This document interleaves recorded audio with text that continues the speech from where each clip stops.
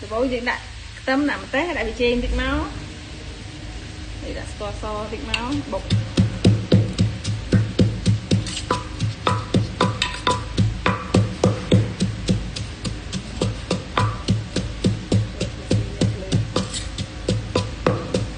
ngọt hái đã đẩy cua máu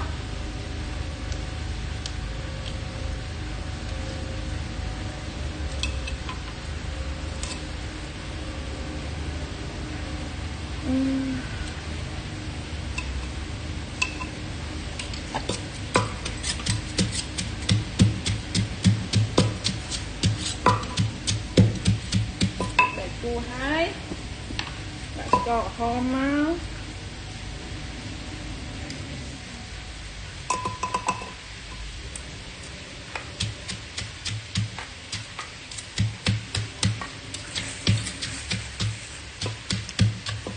còn hôm hái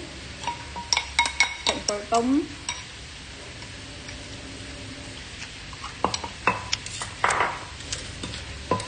hái rây hái tay bọc hốc nè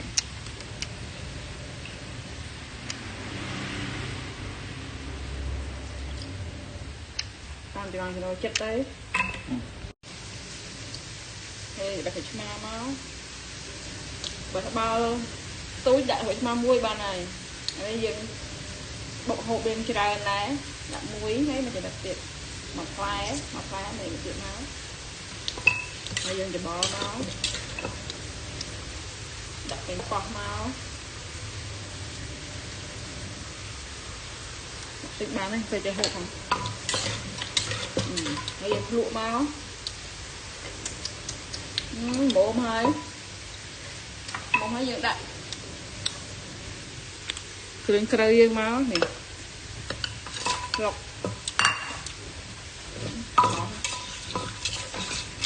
bị cạch cái làm đã thứ nãy giờ đặt là hông máu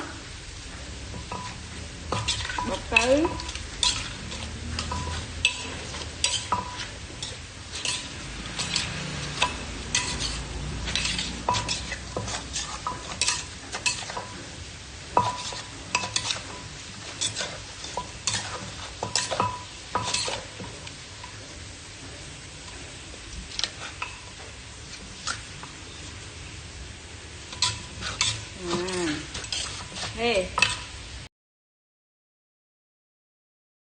lúc cầm lớn mạnh tật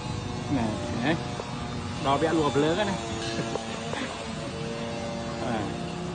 miên tràn ba tràn giang là hơi cái ca